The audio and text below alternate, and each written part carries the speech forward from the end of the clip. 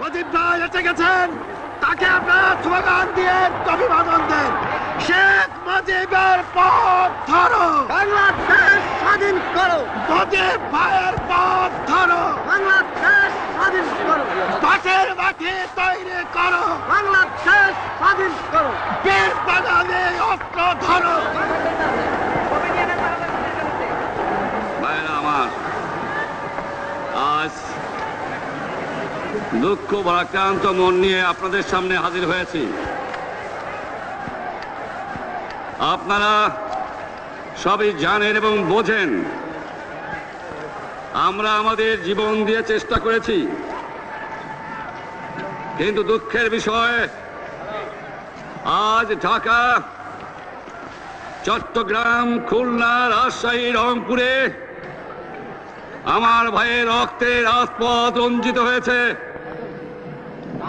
আজ বাংলার মানুষ মুক্তি চায়, বাংলার মানুষ বাঁচতে চায়, বাংলার মানুষ তারা আজ তার অধিকার চায়।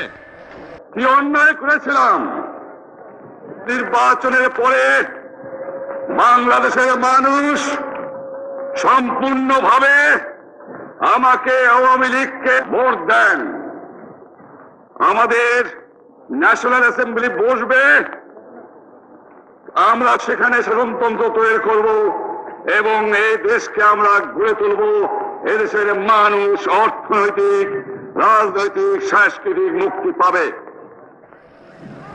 কিন্তু দুঃখের বিষয়, আজ দুঃখের সঙ্গে বলতে হয় 23 বছরের করুণ ইতিহাস, বাংলার অত্যাচারের, বাংলার মানুষের রক্তের ইতিহাস, 23 বছরের ইতিহাস, মুমূর্ষ নরনারীর আর্তনাদের ইতিহাস, বাংলার ইতিহাস, এদেশের মানুষের রক্ত দিয়ে রাজপথ রঞ্জিত করার ইতিহাস। 1952 সালে রক্ত দিয়েছি, 1954 সালে নির্বাচনে জয়লাভ করেও আমরা গদিতে বসতে পারি নাই। 1958 সালে আইয়ুব খান মার্শাল ল জারি করে 10 বছর পর্যন্ত আমাদের গোলাম করে রেখেছে। 1967 সালে 6 দফার আন্দোলনে 7ই জুনে আমার ছেলেদের গুলি করে হত্যা করা হয়েছে। 1969 সালে আন্দোলনে আইয়ুব খানের পতন হওয়ার পরে যখন ইয়াহিয়া খান সাহেব সরকার নিলেন, তিনি বললেন দেশে শাসনতন্ত্র দেবেন, গণতন্ত্র দেবেন, আমরা মেনে নিলাম। তারপরে অনেক ইতিহাস হয়ে গেল, নির্বাচন হলো। আপনারা জানেন দোষ কি আমাদের? আজকে আমি প্রেসিডেন্ট ইয়াহিয়া খান সাহেবের সঙ্গে দেখা করেছি, আপনারা জানেন, আলাপ আলোচনা করেছি।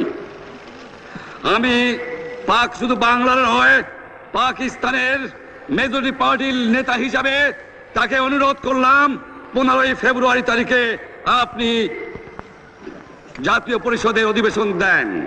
তিনি আমার কথা রাখলেন না, তিনি রাখলেন ভুট্টো সাহেবের কথা। তিনি বললেন প্রথম সপ্তাহে মাসে হবে, তিনি মানে নিলেন। আমরা বললাম ঠিক আছে, আমরা অ্যাসেম্বলিতে বসবো, আমরা আলোচনা করব। আমি বললাম বক্তৃতার মধ্যে, অ্যাসেম্বলির মধ্যে আলোচনা করব। এমনকি আমি এ পর্যন্ত বললাম যদি কেউ ন্যায্য কথা বলে, আমরা সংখ্যায় বেশি হলেও একজন যদিও সে হয়, তার ন্যায্য কথা আমরা মেনে নেব।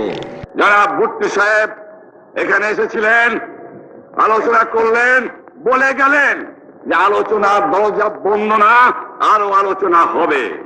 তারপরে অন্য নেতৃত্বের সঙ্গে আলাপ করলাম, আপনারা আসুন বসি, আমরা আলাপ করে শাসনতন্ত্র তৈরি করি। তিনি বললেন পশ্চিম পাকিস্তানের মেম্বাররা যদি এখানে আসে তাহলে কসাইখানা হবে অ্যাসেম্বলি। তিনি বললেন যে যাবে তাকে মেরে ফেলে দেওয়া হবে। যদি কেউ অ্যাসেম্বলিতে আসে তাহলে পেশোয়ার থেকে করাচি পর্যন্ত দোকান জোর করে বন্ধ করা হবে, তারপরেও যদি কেউ আসে তাকে সন্ন্যাসার করা হবে। আমি বললাম অ্যাসেম্বলি চলবে। তারপরে হঠাৎ 1 তারিখে অ্যাসেম্বলি বন্ধ করে দেওয়া হলো। ইয়াহিয়া খান সাহেব প্রেসিডেন্ট হিসাবে অ্যাসেম্বলি ডেকেছিলেন, আমি বললাম যে আমি যাব। ভুট্টো সাহেব বললেন তিনি যাবেন না।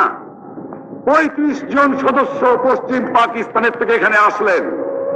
তারপরে হঠাৎ বন্ধ করে দেওয়া হলো, দোষ দেওয়া হলো বাংলার মানুষকে, দোষ দেওয়া হলো আমাকে। বন্ধুকে দেওয়ার পরে দেশের মানুষ প্রতিবাদ মুখর হয়ে আসলো।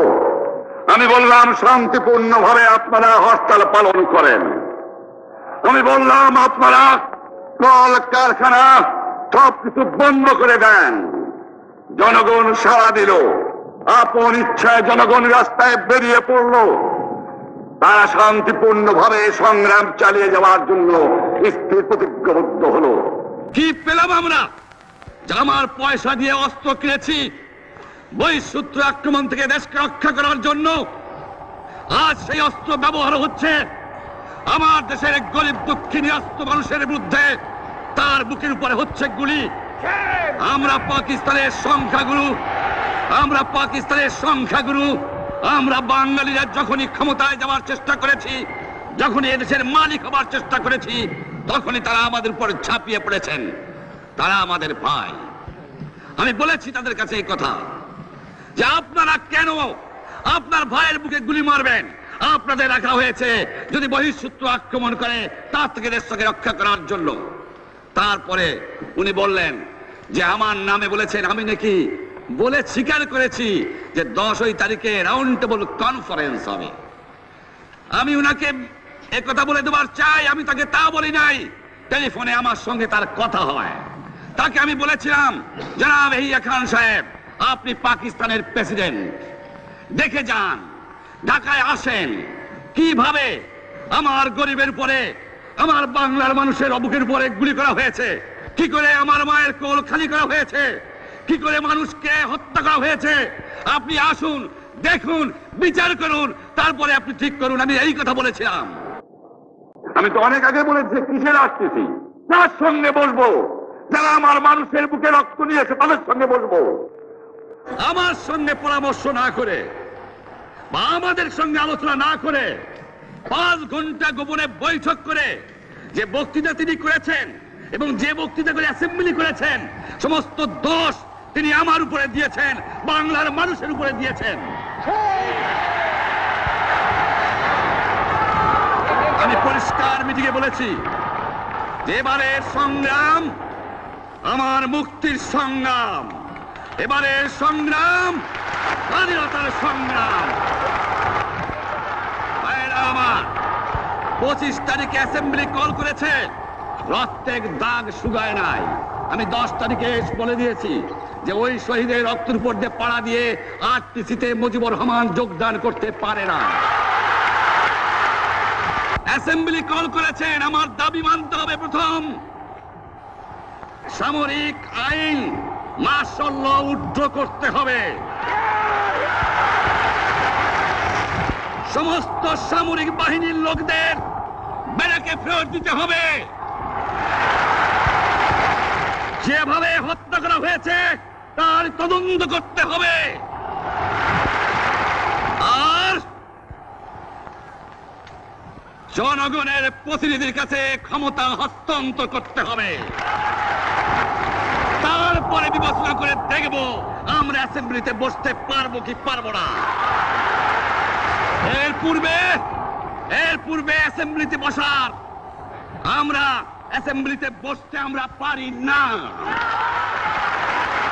জনগণ সে অধিকার আমাকে দেয় নাই।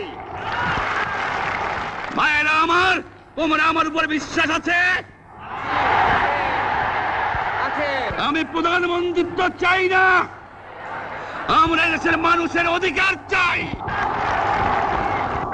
আমি পরিষ্কার অক্ষরে বলে দেবার চাই যে আজ থেকে এই বাংলাদেশে কোর্ট কাছারি, আদালত, ফৌজদারি, শিক্ষা প্রতিষ্ঠান অনির্দিষ্ট কালের জন্য বন্ধ থাকবে। গরিবের যাতে কষ্ট না হয়, যাতে আমার মানুষ কষ্ট না করে, সেই জন্য সমস্ত অন্যান্য জিনিসগুলো আছে সেগুলোর হরতাল কাল থেকে চলবে না। রিক্সা ঘোড়াগাড়ি চলবে, রেল চলবে, লঞ্চ চলবে।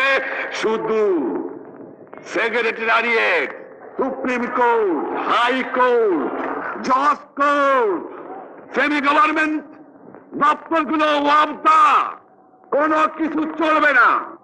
28 তারিখে কর্মচারীরা যে বেতন নিয়ে আসবেন,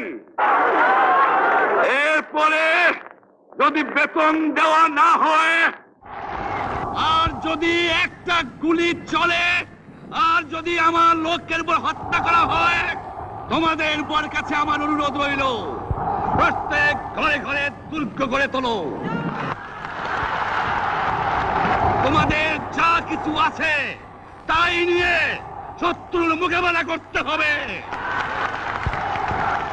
এবং জীবনের তরে রাস্তাঘাট যা যা আছে সবকিছু আমি যদি হুকুম দেবার নাও পারি, তোমরা বন্ধ করে দেবে। আমরা ভাতে মারবো, আমরা পানিতে মারবো। তোমরা আমার ভাই, তোমরা বাড়াকে থাকো, কেউ তোমাদের কিছু বলবে না, কিন্তু আর আমার বুকের উপর গুলি চালাবার চেষ্টা করো না, ভালো হবে না। 7 কোটি মানুষকে তাবায় রাখতে পারবো না। আমরা যখন মরতে শিখেছি তখন কেউ আমাদের দবাতে পারবে না। আর যে সমস্ত লোক শহীদ হয়েছে, আঘাতপ্রাপ্ত হয়েছে, আমরা আওয়ামী লীগের থেকে যতদূর পারি তাদের সাহায্য করতে চেষ্টা করব। যারা পারেন আমার রিলিফ কমিটি সামান্য টাকা পয়সা পৌঁছিয়ে দেবেন। আর এই 7 দিন হরতালে যে সমস্ত শ্রমিক ভাইরা যোগদান করেছেন, প্রত্যেকটা শিল্পের মালিক তাদের বেতন পৌঁছায় দেবেন। সরকারি কর্মচারীদের বলি, আমি যা বলি তা মানতে হবে। যে পর্যন্ত আমার এই দেশের মুক্তি না হবে, খাজনা ট্যাক্স বন্ধ করে দেওয়া হলো, কেউ দেবে না। শোনেন, মনে রাখবেন, শত্রু বাহিনী ঢুকেছে, নিজেদের মধ্যে আত্মকলহ সৃষ্টি করবে, লুটতরাজ করবে। এই বাংলায় হিন্দু মুসলমান, বাঙালি নন বাঙালি যারা আছে তারা আমাদের ভাই, তাদের রক্ষার দায়িত্ব আপনাদের উপরে, আমাদের জন্য বদনাম না হয়। মনে রাখবেন, রেডিও টেলিভিশনের কর্মচারীরা যদি রেডিওতে আমাদের কথা না শোনে, তাহলে কোন বাঙালি রেডিও স্টেশনে যাবেন না। যদি টেলিভিশন আমাদের নিউজ না দেয়, কোন বাঙালি টেলিভিশনে যাবেন না। 2 ঘন্টা ব্যাংক খোলা থাকবে, যাতে মানুষ তাদের মায়নাপত্র নেবার পারে, কিন্তু পূর্ব বাংলার থেকে পশ্চিম পাকিস্তানে 1 পয়সা চালান হতে পারবে না। টেলিফোন টেলিগ্রাম আমাদের এই পূর্ব বাংলায় চলবে, এবং বিদেশের সঙ্গে নিউজ পাঠাতে হলে আপনারা চালাবেন। কিন্তু যদি এই দেশের মানুষকে খতম করার চেষ্টা করা হয়, বাঙালিরা বুঝে শুনে কাজ করবেন। তবে অনুরোধ করছি, আপনারা আমাদের ভাই, আপনারা দেশকে একেবারে জাহান্নামে ধ্বংস করে দিয়েন না। জীবনে আর কোনোদিন আপনাদের মুখ দেখা দেখি হবে না। যদিও আমরা শান্তিপূর্ণভাবে আমাদের ফয়সালা করতে পারি, তাহলে অন্তপক্ষে ভাই ভাই হিসেবে বাস করার সম্ভাবনা আছে। সেই জন্য আপনাদের অনুরোধ করছি, আমার এই দেশে আপনারা মিলিটারি শাসন চালাবার চেষ্টা আর করবেন না।